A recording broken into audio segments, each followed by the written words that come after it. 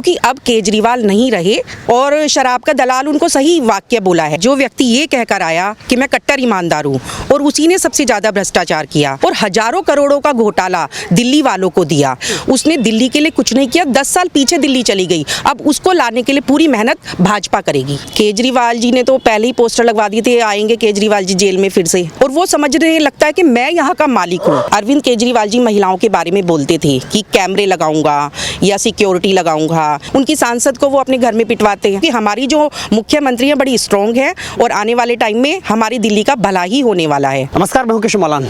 हाल ही में कैकी रिपोर्ट ने चौंकाने वाला खुलासा किया है कि दिल्ली सरकार में केजरीवाल की शराब नीति से करीब 2000 करोड़ का घाटा सरकार को हुआ था। इसके बाद से केजरीवाल की मुश्किलें बढ़ गई हैं और माना जा रहा है कि शायद उनको जेल जाना पड़े। आज इसी मुद्दे पर बातचीत करेंगे और भाजपा ने हमलावर होते हुए उनको शराब का दलाल बताया है। बातचीत की शुरुआत करेंगे। हमारे साथ में आज बातचीत करने के लिए मौजूद हैं भाजपा की मंत्री, प्रदेश मंत्री सारिका जैन जी। मैम, बहुत बहुत स्वागत है आपका खबर इंडिया पर। सबसे पहले कैकी रिपोर्ट, केजरीवाल की मुश्किलें बढ़ रही हैं। देखिए, मुश्किलें बढ़ना तो जायज़ ही है। जो व्यक्ति ये कहकर आया कि मैं कट्टर ईमानदार हूँ और उसी ने सबसे ज़्यादा भ्रष्टाचार किया, आज इतिहास में ये नाम लिखा जाएगा कि केजरीवाल जी जो खुद को स्वयं घोषित ईमानदार बोलते थे, वो जब रिपोर्ट हमारी आएगी, जब एविडेंस आएंगे, जब सबूत आएंगे, तो वो कितने बड़े भ्रष्टाचारी थे और हजारों करोड़ों का घोटाला दिल्ली वालों को दिया। ये खाली सरकार की बात नहीं है, दिल्ली की जनता जिन्होंने बेटा माना, जिन्होंने माओ ने बेटा माना, उनको धोखा देकर गए।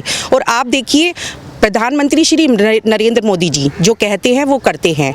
उन्होंने बोला था कि जब पहली कैबिनेट की बैठक होगी तो कैग रिपोर्ट भी आएगी और जो हमारी स्वास्थ्य की योजनाएं हैं जो पूरे देश में लागू हैं लेकिन दिल्ली में लागू नहीं है, वो भी लागू होने वाली है। तो ये गारंटी वाली सरकार है। और दिल्ली की सरकार जो कि भ्रष्टाचारी सरकार थी, हजारों करोड़ों का घोटाला किया है, उसने दिल्ली के लिए कुछ नहीं किया। 10 साल पीछे दिल्ली चली गई, अब उसको लाने के लिए पूरी मेहनत भाजपा करेगी। आयुष्मान जो योजना है उसको भी लागू कर दिया है। आयुष्मान योजना बहुत लाभकारी योजना थी और जो इस चीज़ का लाभ नहीं ले पा रहे थे, अब दिल्ली के लोग उसका लाभ लेंगे क्योंकि अब केजरीवाल नहीं रहे दिल्ली की विधानसभा में।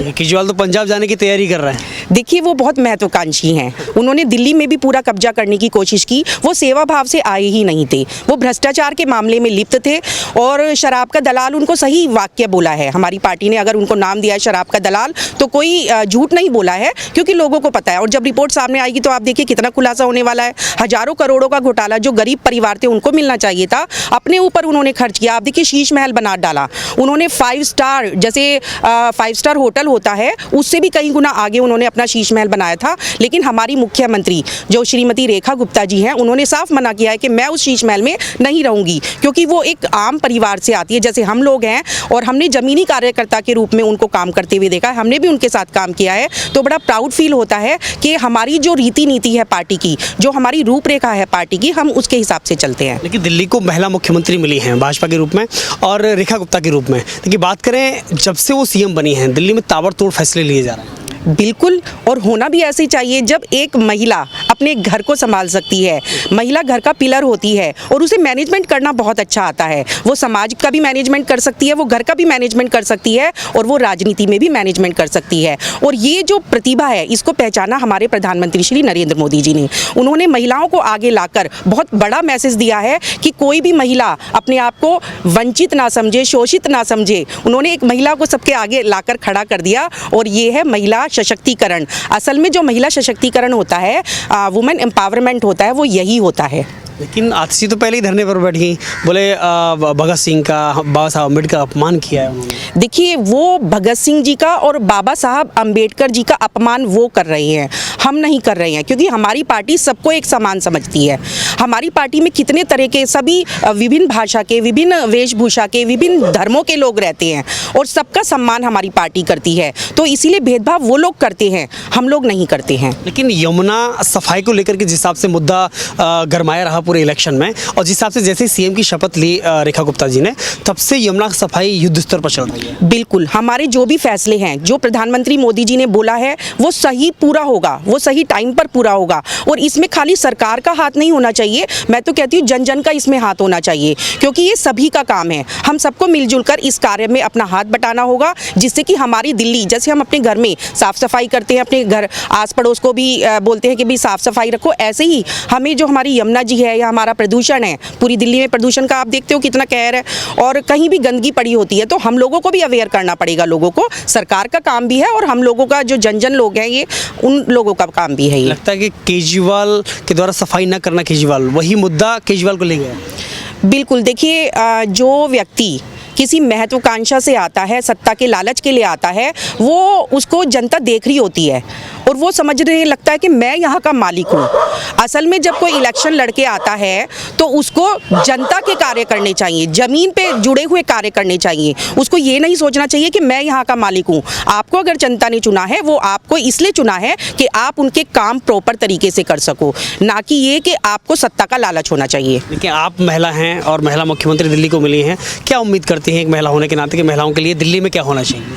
देखिए, जो भी अरविंद केजरीवाल जी महिलाओं के बारे में बोलते थे कि कैमरे लगाऊंगा या सिक्योरिटी लगाऊंगा या ऐसी चीज़ें नहीं होंगी, महिलाओं के साथ अत्याचार नहीं होगा, वो पार्टी तो आपने देखा, उनकी सांसद को वो अपने घर में पिटवाते हैं और बहुत सारी महिलाओं पे अत्याचार हुए उनके सरकार के रहते रहते। जो रेप केस था उसमें भी उन्होंने सिलाई मशीन दी उस रेपिस्ट को। लेकिन हमारी सरकार, बीजेपी सरकार अगर दंड देगी, अगर किसी महिला के साथ ऐसा कुछ दुर्व्यवहार होता है तो उसको अवश्य दंड देगी और बहुत अच्छे तरीके से और भी महिलाओं के लिए योजना बनानी चाहिए। आगे देखते हैं क्या क्या होता है, क्योंकि हमारी जो मुख्यमंत्री है बड़ी स्ट्रॉन्ग है और आने वाले टाइम में हमारी दिल्ली का भला ही होने वाला है। लेकिन जिस हिसाब से केजरीवाल को घेरा जा रहा है, जब से शराब की रिपोर्ट जो आई है, क्या लगता है कि केजरीवाल को जेल जाना होगा फिर से? केजरीवाल जी ने तो पहले ही पोस्टर लगवा दिए थे, आएंगे केजरीवाल जी जेल में फिर से, और जो उन्होंने भ्रष्टाचार किए हैं वो सबके सामने उजागर ही हैं। और आज दिल्ली की जनता ने भी जवाब दे ही दिया। वो कहते थे कि अगर मैं ईमानदार हूँ तो मुझे वोट देना और अगर मैं बेईमान हूँ तो मुझे वोट मत देना। तो हुआ वही, वो बेईमान थे, लोगों ने उनको वोट नहीं दिया और वो उनकी सरकार हार गई। तो इसीलिए वो जेल तो जाएंगे निश्चित, क्योंकि उन्होंने भ्रष्टाचार, अनलिमिटेड भ्रष्टाचार किए हैं। एक कमेंट उस फिल्म पर, जो छावा मूवी इस समय जो चल रही है, उसके बाद से एक नई मांग उठी है कि दिल्ली में जो मुगलों के नाम पर जो रोड हैं उनको हटाया जाना चाहिए। आप क्या कहें? देखिए, ये सरकार का निर्णय है, सरकार जो भी फैसला करेगी उसमें मैं कोई इंटरफेयर नहीं करना चाहूँगी।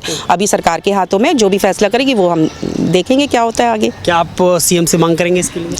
नहीं, मांग नहीं, वो उनको उनकी नॉलेज में सारी कुछ चीज़ें हैं, मांग करने की जरूरत ही नहीं पड़ेगी। जो भी दिल्ली की सुधार के लिए चीज़ें हैं उन्होंने पूरी रूपरेखा बनाई हुई है और 30 साल से वो राजनीति में एक एक चीज़ को वो जानती हैं, पहचानती हैं। और हम कार्यकर्ताओं को भी बहुत सम्मान मिलता है जब भी वो मिलती हैं। उनके अंदर कोई प्राउड नहीं है, कोई अहंकार नहीं है और बहुत अच्छे से काम करिए, सबके साथ मिलजुल कर काम करिए। मैं तो उनको आपके चैनल के माध्यम से शुभकामनाएं देती हूँ। लेकिन एक सामान्य सी महिला और सामान्य सी कार्यकर्ता को एक इतने बड़े ओहदे पर बैठाना, क्या लगता है?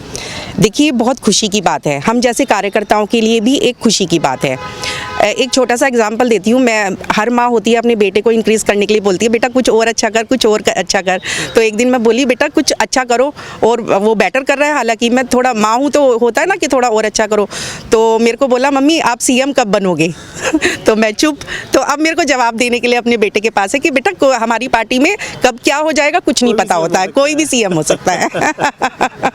ये एक कार्यकर्ता का सम्मान आपको लगता है कि दिल्ली में महिला को मिला है? बहुत खुशी की बात है। मतलब हम सब महिलाओं को ही ऐसा लग रहा है कि हम ही सीएम बने हैं और ये बहुत अच्छा मैसेज है कि एक आम परिवार से आने वाली महिला को सीएम बनाया गया और उसके निर्देश पर सारे कार्य होंगे। ये बहुत खुशी की बात है। और जो लोग सवाल जो खड़े कर रहे हैं कि ये भी एक रबर स्टाम्प है, क्या कहेंगे? नहीं, ऐसा कुछ नहीं है। ये लोगों का तो कुछ तो लोग कहेंगे, लोगों का काम है कहना, तो लोग तो ऐसी बातें बनाते रहते हैं, ऐसा कुछ नहीं है।